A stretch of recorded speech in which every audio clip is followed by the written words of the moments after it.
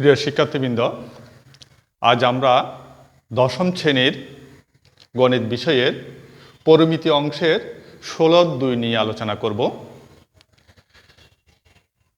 আলোচনার শুরুতে আমরা আজকের পাঠ শেষে কি শিখব। আজকের পাঠ শেষে আমরা আয়তক্ষেত্র সম্পর্কে আমরা জানব।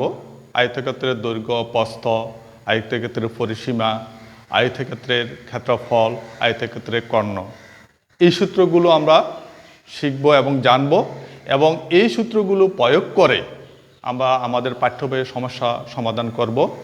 এছাড়াও আমরা নতুন পরিস্থিতিতে আমাদের চিন্তন দক্ষতার উন্নয়ন ঘটিয়ে আমরা নতুন নতুন সমস্যার সমাধান করতে পারব। তাইলে আর দেরি না করে আমরা আজকের পাঠে চলে আসি। আমরা বোর্ডে দেখতে পাচ্ছি এটি একটি চতুর্ভুজ, যা 4টি বাহু দ্বারা সীমাবদ্ধ একটি ক্ষেত্র। আমরা জানি কি যে চতুর্ভুজের বিপরীত বাহুগুলো সমান এবং কোণগুলো সমকোণ, সেটি হবে আয়তক্ষেত্র। তাইলে আমরা চিত্রের মধ্যে এ বি সি ডি, এটি একটি আয়তক্ষেত্র। এর বিপরীত বাহুগুলো সমান এবং কোণগুলো সমকোণ, এটি একটি আয়তক্ষেত্র। ঠিক আছে? তাহলে বিপরীত বাহু দৈর্ঘ্য এ, প্রস্থ বি, আর আয়তক্ষেত্র কর্ণ, আয়তক্ষেত্রের কর্ণ হলো বিডিকে আমরা ডি ধরলাম। ঠিক আছে?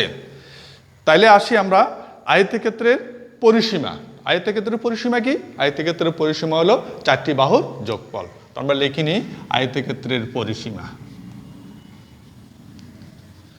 পরিসীমা সমান 4টি বাহু এ প্লাস বি সমান 2a প্লাস 2b সমান 2 কমন নিলাম, a প্লাস বি। আয়তক্ষেত্রের পরিসীমা হলো 2 ইন্টু a প্লাস বি। যখন যে একক ব্যবহার করা হবে সে একক হবে। ঠিক আছে? এরপর আসি আমরা আয়তক্ষেত্রের কর্ণ। আমরা দেখি বোর্ডে দেখি আয়তের কর্ণ ত্রিভুজটিকে, আয়তক্ষেত্রটিকে দুই ভাগে দুইটি সমান ত্রিভুজে বিভক্ত করে। আমরা জানি কি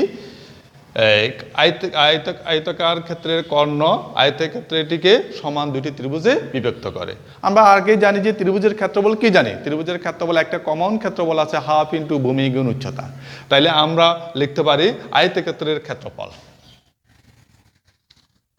আয়তক্ষেত্রের ক্ষেত্রফল সমান 2 গুণ ত্রিভুজ ক্ষেত্রের ক্ষেত্রফল। ত্রিভুজ ক্ষেত্রের ক্ষেত্রফল। দেখি আমরা আমাদের এখানে দুইটা ত্রিভুজ, এই একটা ত্রিভুজ, এই একটা ত্রিভুজ। তাহলে যেহেতু ক্ষেত্রফল আয়তক্ষেত্রের ক্ষেত্রফল হলো 2 গুণ দুইটা ত্রিভুজের ক্ষেত্রফল, তাহলে সমান 2 গুণ ত্রিভুজ ক্ষেত্রের ক্ষেত্রফল কি জানি আমরা বলছিলাম? কমন হাফ ইন্টু ভূমি গুণ উচ্চতা। ভূমি গুণ উচ্চতা কেমন? তাহলে আমরা পাচ্ছি কি 2 কাটিয়ে দিলাম, ভূমি হইল দৈর্ঘ্য এ গুণ উচ্চতা হইল প্রস্থ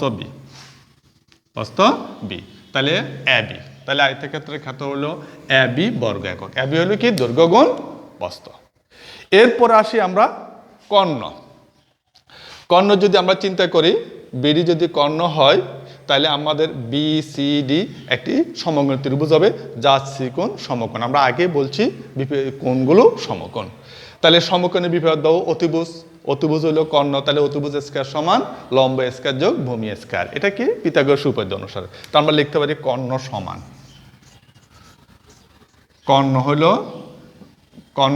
কর্ণ সমান ডি।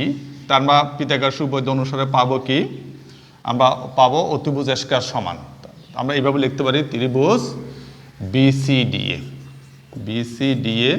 ডি স্কয়ার সমান লম্ব স্কয়ার, লম্ব হলো বি স্কয়ার, ভূমি হলো এ স্কয়ার। সুতরাং ডি সমান √a square plus B square. তাহলে এটা হইলো আমাদের আয়তক্ষেত্রের কর্ণ। ঠিক আছে?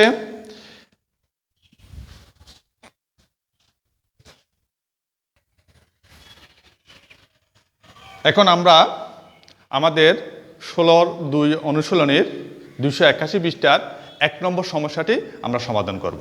আমাদের 1 নম্বর সমস্যাটি কি আমরা একটু বোর্ডে দেখিনি। প্রশ্ন নং 1, একটি আয়তাকার ক্ষেত্রের দৈর্ঘ্য প্রস্থের দ্বিগুণ। আয়তাকার ক্ষেত্রের দৈর্ঘ্য প্রস্থের দ্বিগুণ। প্রস্থ যা আছে তার দ্বিগুণ করলে দৈর্ঘ্য সমান হবে।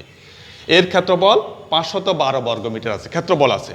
আমাদেরকে বের করার জন্য বলছে পরিসীমা। তাহলে আমরা পূর্বে যে সূত্রগুলো আলোচনা করেছিলাম সেই সূত্র অনুসারে আমরা সমস্যাটি সমাধান করব।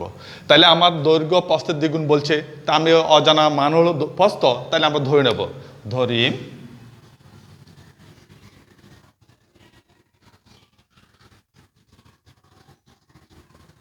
আয়তাকার ক্ষেত্রের প্রস্থ সমান x মিটার আমরা ধরে নিলাম, যেহেতু আমাদের একক আছে মিটারে। আয়তাকার ক্ষেত্রের প্রস্থ x মিটার, আয়তাকার ক্ষেত্রের দৈর্ঘ্য, দৈর্ঘ্য বলতো কত হবে, যেহেতু দৈর্ঘ্য প্রস্থের দ্বিগুণ বলছে তাহলে 2x মিটার, 2x মিটার। আমাদের কি আছে, ক্ষেত্রফল আছে, আয়তাকার ক্ষেত্রের ক্ষেত্রফল। ক্ষেত্রফলের সূত্র আমরা কি জানলাম, ক্ষেত্রফল সূত্র হলো দৈর্ঘ্য গুণ প্রস্থ। তাহলে দৈর্ঘ্য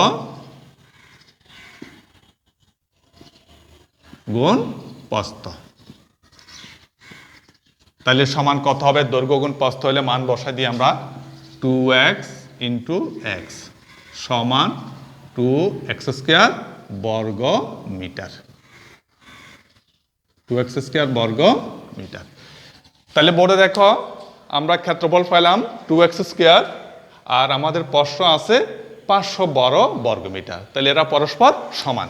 তাহলে প্রশ্ন মতে আমরা লিখব, প্রশ্ন মতে 2x স্কোয়ার সমান 512। তাহলে আমরা এখানে হিসাব করি, x স্কোয়ার সমান 2 ভাগের কত হবে, 512, 2 দিয়ে ভাগ করব, ভাগ করলে আমাদের হবে 256। আমরা বর্গমূল করব, যেহেতু এই পাশে স্কোয়ার আছে, তাহলে 256 বর্গমূল করলে হবে 16। যেহেতু প্লাস মাইনাস হওয়ার কথা, যেহেতু আমরা দৈর্ঘ্য প্রস্থ অঙ্ক করতেছি, তাহলে প্রস্থ কখনো ঋণাত্মক হয় না। তাহলে আমরা x এর মান কত পেয়ে গেলাম, 16 পেয়ে গেলাম। তাহলে আমরা x এর মান যদি পেয়ে থাকি, তাহলে আমরা প্রস্থ হবে 16 মিটার, দৈর্ঘ্য হবে 16 গুণ 2 32 মিটার। আমাদের বের করার জন্য বলছে পরিসীমা, সুতরাং আমরা পরিসীমা সহজে নির্ণয় করতে পারবো।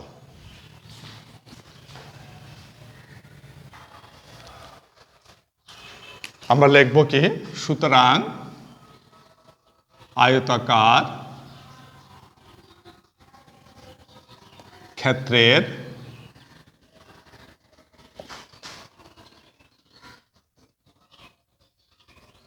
পরিসীমা সমান 2 ইন্টু দৈর্ঘ্য যোগ প্রস্থ, 2 ইন্টু দৈর্ঘ্য যোগ প্রস্থ। তাহলে এখানে আমরা মান বসাবো, মান বসাইলে 2, দৈর্ঘ্য হলো আমাদের 2x, প্রস্থ হলো x, তাহলে 2 গুণ হবে কত, 3x, তাহলে 6x, তাহলে x এর মান পেয়েছিলাম আমরা 16 সমান 6 16 96, 96 মিটার পরিসীমা। তাহলে আমাদেরকে বের করার জন্য বলছে পরিসীমা, পরিসীমা কত মিটার, আমরা আয়তক্ষেত্রের পরিসীমা পেলাম কত, 696 বর্গ মিটার। এটা হবে আমাদের অ্যান্সার।